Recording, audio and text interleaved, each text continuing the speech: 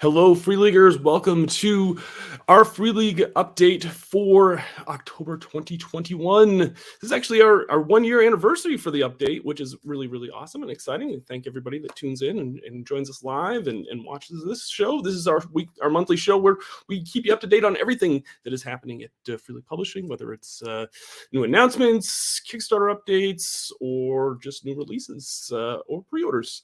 But of course, the show is not complete without the main reason why you all tune in, and that, of course, is the CEO, the man behind one of the people behind Free League Publishing, Tomas Harenstam. Tomas, thank you so much for joining us. I know you're a busy man.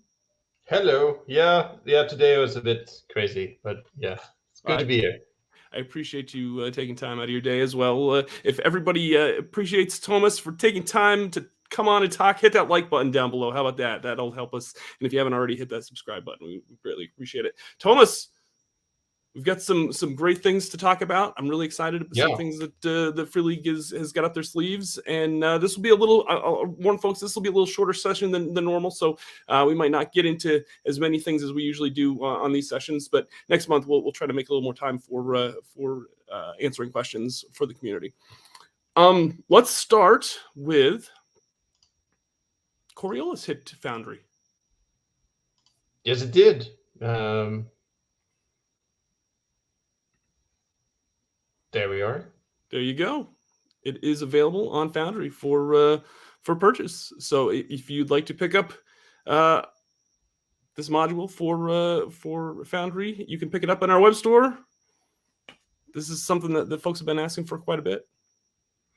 Yeah, I mean, we've been trying to get every game we have on Foundry and other virtual tabletops also, but I think for Foundry specifically, I think they're pretty much all there now. So now we're continuing with also creating modules for supplements and expansions and things, because that's really where it's the most useful when you have like a big campaign module, like for Coriolis, the Mercenary Icons, the Emissary Lost or something like that, to have everything all set up for Foundry already, all the handouts and all the art and everything, that can really help. So that's the next step. Now that we have the core books out, we're moving into expansions. Excellent.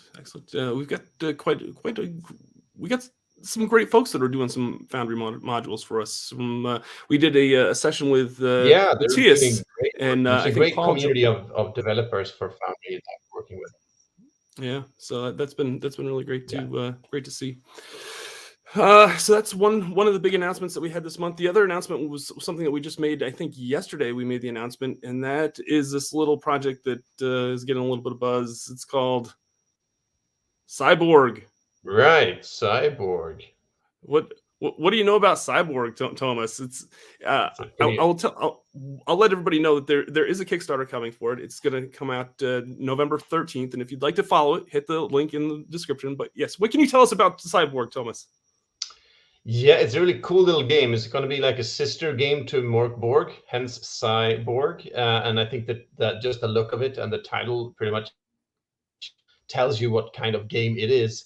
It's very much in the same vein as Morkborg, but it's a cyberpunky, futuristic game instead. But it's really very much in the same design. The graphic designer is the same guy, Johan Nohr, who also did the Morkborg design. And just like Morkborg, it's done by an external design team who are doing this on their own, and also the Kickstarter is actually going to be run by them. So it's more of a collaboration. They are in charge of things. We are helping out in terms of distribution and everything in that front, and of course offering whatever we can to help. But it's really their game. But it's and that's what we do.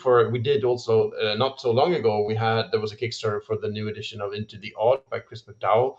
This is a similar type of idea, and just the same as Morkborg. Also, that we have a select few partners that we work with to distribute and their games, and we think they do phenomenal work, and we're happy to be able to partner up with them on this.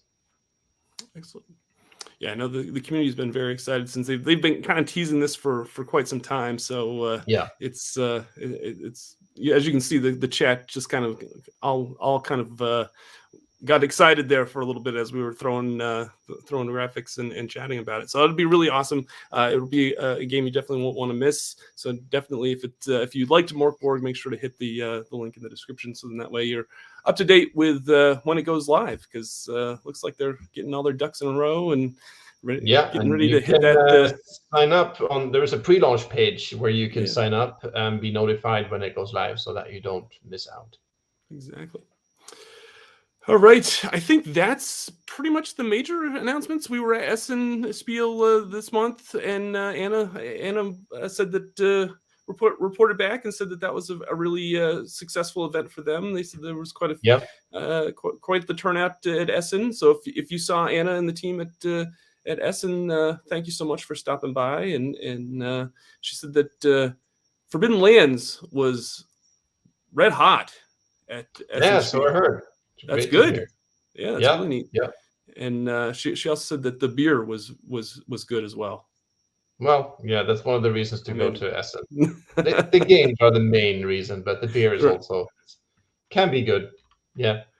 Absolutely. So it's been a busy month for folks here at Freely Publishing. Let's get into some Kickstarter updates. You want to do that? Yes.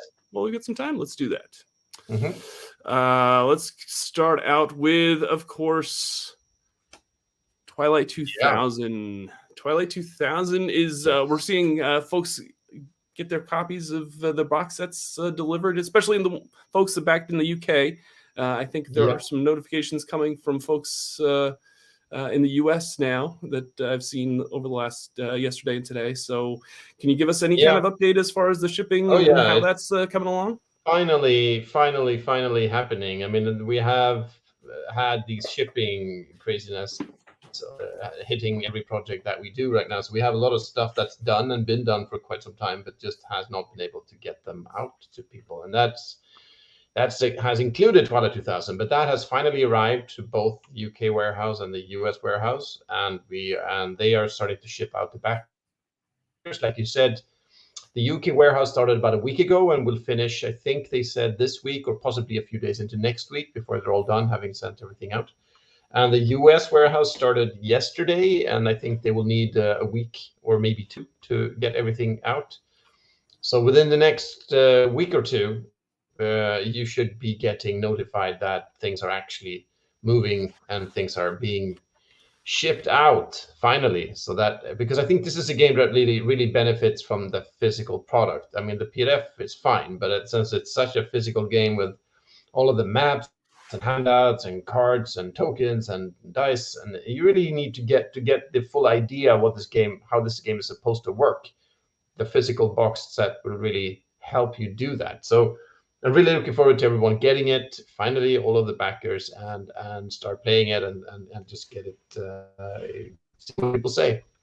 And we'll have a general release fairly soon, also sometime around middle of November or something like that. But we want to make sure that all the backer shipments are on their way before we do that. But it's going to be generally available also in the next month or so. Sure. Can I just mention that I've got a copy here so it's heavy. It's heavy. You could actually hurt somebody with that one. Yeah, this is a there's like you can kind of there's no space in here in this box. No, it's chock full of stuff. Yeah, so it's not only is the shipping kind of an issue, but also that's going to cost us quite a bit to ship to folks. Well, I guess so, but it's it's all in the part of the job. It is. Anyway, so that's exciting. I know a lot of folks are really excited about this next edition that is coming out. Let's now talk about Tales from the Loop, the board game. Yes. Kind of a similar situation, only it's next in line, I guess. It has not quite arrived yet to all of the warehouses, but it should arrive in the next few weeks, like 1 week, 2 weeks, something like that, I think. But all of these, I mean, everything seems to be stuck in a boat right now. It seems to be the general thing, and these are also stuck on a boat. But hopefully within a week or two, they should start to arrive to the warehouse, and then we'll start shipping those out. So it's hard to say exact dates when things are like this, but during the month of November, I certainly hope that these games should also start arriving and to backers. So it's happening. It's just, you know, frustrating with these delays, but it's getting there. It must be. The goal is probably to try to have it out for the holidays. I'm guessing that's yeah. We want to get it out ultimately. primarily to backers, obviously, but then Right, also right. preferably to everybody also before the holidays if we can. Sure. Yeah, it's tough with everything that's going on. How everything's backed up at this point. Even when you go to the grocery store, it's been really interesting. Let's actually I'll take a question while we're on the topic. Bobby Sure. Ellis asks, how's the paper crisis affecting things on the Free League end? Totally understand how slow shipping and printing at this point in time. Yeah, that also is a thing. It hasn't hit us that much. Some print runs have been a bit more expensive than they normally would have been, but that's been, you know, it hasn't been super significant yet. But I think most of the prints we're doing now, they were agreed upon previously, and now we'll see what happens going forward. So it's not a great situation, but I mean it's just it's what it is, and we'll continue to print stuff and send stuff because we don't feel we want to just, you know, lay down our arms and wait until things, you know, improve. I don't, you know, that's not where we are. We'll push on. So it's a hassle, and it sucks, but it's what it is, and we'll just, you know, carry on basically. No doubt. We got to do. We're going to do what we have to do to make sure Yes. that people are happy. That's great. All right, let's talk about the Ruins of Symbaroum 5e adaptation of Symbaroum for folks. I know we just did a segment with Matthias, a Sim in October. So if you haven't checked that out, feel free to check that out.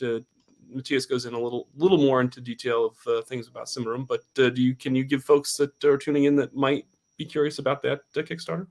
Yeah, I mean, that's a good example. That's really, we're finishing up the books now. I think all of the books are out in an alpha stage to backers, and we got some great feedback, and I know Matthias is working on that.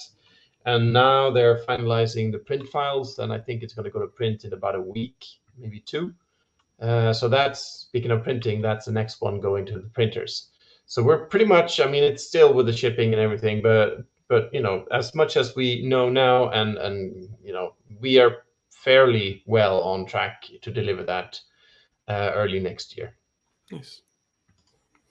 Excellent. And then finally, I know folks are already asking, do we have any update on the One Ring? And right. How is that coming along? I mean, it's in a similar situation to Tales from the Loot board game, that it's all done. It's just being shipped, and it's a bit behind in the schedule. So it's we don't know. It's gonna arrive toward the end of November, it looks like. So we'll try to get, our goal right now is to get it out to backers before the holidays, and I hope we can do that. I certainly do hope we can do that. I can't promise it 100% because it's hard to promise anything that relates to shipping these days, but that's the plan, and that's what we're trying to do. So if things don't go, you know, if it doesn't deteriorate even further, then we should be able to get it out to backers before the holidays. So that's what we want to do. Nice. So backers have already gotten the PDFs delivered to them, so that you are able to play Symbaroum in the I mean, not Symbaroum, the One Ring in the meantime, and check it out. And everybody seems to be really, all the buzz online is very favorable for this new edition, and it looks really amazing. I can't wait to see those copies. I believe Francesco had a copy of a pre-production copy of the limited edition at Essen that he was showing off. I saw pictures of that. I mean, the book is printed, so there are some reference copies floating around. So he's got one, and I guess we have a few also. But you know, so it's fully done, fully printed. It's just a matter of shipping it. Yeah, well, it's exciting stuff. Hopefully, we've got a lot of stuff that seems to be all kind of hitting all at once, and then we've got other things that are coming up here later on Hmm. in the year or next year. So it's exciting to see all this stuff kind of finish up, and then we'll be able to get the other stuff in the works and Yeah. hopefully to backers here pretty soon. We've got a few minutes. Let's take a couple questions. Someone is asking about the Symbaroum novels, whether or not if they'll ever be translated to English. Good question. We don't know. We don't have any specific plans right now. We have discussed it. We might. It's not impossible, but can't really promise. So guess we'll wait and see on that one. Excellent. Bill Payne asks, Forbidden Lands Pledge Manager. That was for the last Kickstarter that we just had there Right. for Yeah. the new expansion. Yeah. I mean, I was just looking at that earlier today. So we just need to put some stuff in order, and that should be rolling out really soon. So and that's progressing nicely too. So it's just one of those things that's going to be, it's well on track for delivery, next year, mid next year. So that should be, hopefully the shipping stuff is improved by then too. So it's looking fine. Excellent. Day Sniper asks, any news about the travel map and character sheet PDF for the One Ring? Right. That's a good idea. Yeah, I'll have to remind Martin and Francesco about that one. It shouldn't be get done, so I think it's should be on the way. There's always, small stuff like that needs to be done, and sometimes, it's we're busy, so sometimes we just have to. Some things get a bit delayed, but it's coming. Sure. Of course, this is a question that we get asked almost every session. Any news about Mutant Ad Astra? Yeah. It's right now we are working on. We have the main freelance writer is a guy called Jens Alm. He's doing a new round on the text, and the text is supposed to be done, I think, in the spring, fully done. The art is pretty much already done, so it's it's progressing. So it's a next year thing. So it's that's as far as I can say at the moment, but it's looking good. Tim question. What about the deluxe metal box for Twilight 2000? Is it included in the shipments right now? Yeah, sure. Everything is shipping now. Okay. I'm not sure. Maybe that at the warehouse they started with the normal boxes. I don't know, because it looks like those are the ones who have started to arrive. If that's the case, I have no idea why. But maybe that's for some reason that's what happened. I'm not sure. But I think I saw. I'm not sure. I think I saw some posts of backers actually receiving it, but I know for a fact that they are there and they are being shipped. So it's just a matter of time. They're going out. G Nordstream asks, any news regarding Drakkar and Demonar? Yeah, we're working on it. It's one of the projects for next year. This is a Swedish only project, most likely. So that's we have nothing very concrete new to say, but we're working on it, and there will be more news in the spring. Right now it's mostly behind the scenes stuff that's going on, so we'll have more news on that in a couple of months, so probably not so much this year. CMDR Strain asks, any update on the Black Madonna adventure PDF from the Twilight Kickstarter? Right. Yeah, I know it's being worked upon. Frank Frey, who did the original module, is getting some help from Chris Keeling, who did a lot of the military consultancy stuff for fourth edition. So the two of them are working on this. I think it had some delays in the writing, but it's progressing. I can't really say any specific dates right now, but it's coming. And we're also working on other expansions, which is a lot of fun. Where the first one will most likely be called Urban Operations. So sort of a city focused expansion that we're working on. So that's pretty much almost fully written, and the art's being made, and it's progressing. So we should be able to announce something more concrete on that, maybe before the end of the year, actually. So it's that's happening. We're already, even though the game has not been released yet, we're hard at work on the first expansion, and we have. I know Chris Lights is already working on the second expansion Wow. with which is kind of water-based. It's the working title is Hostile Waters. We'll see if that sticks, but that's what we're calling it right now. So we're kind of following loosely the formula of the first edition original supplements. We first had the Krakow, which was a cities module, and then there was the Pirates of the Vistula, which is a waterways thing. We're doing kind of following that formula, only we're not focusing on just one specific geographic location, but more of a theme, and then you can apply it to wherever you have placed your campaign. So yeah, that's already happening. So that's going well. So it's going to be fun. We'll take 2 more questions, and then we'll probably have to cut it quick here this month. Let's Stephen asks, any discussions on a Coriolis starter box? We have discussed it, sure. I mean, we like the starter sets. It's a lot of fun. For Coriolis, where that's where that game is in its kind of a cycle of things. We'll see if we do that, or I mean, we have big plans for Coriolis. So it's whether that's going to be a starter box for the current version of the game or something else. But there will be stuff happening in the next. Yeah, I mean, now we're focused on the third part of Mercy of the Icons. That's our immediate focus.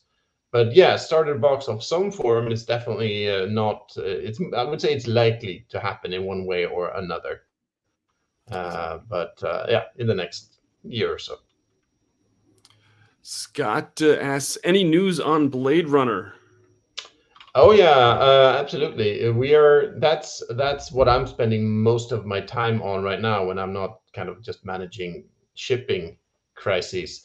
But apart from that, I'm focusing right now a lot on Blade Runner, since I do the main game design for that game. So that's a lot more fun than shipping, let me tell you.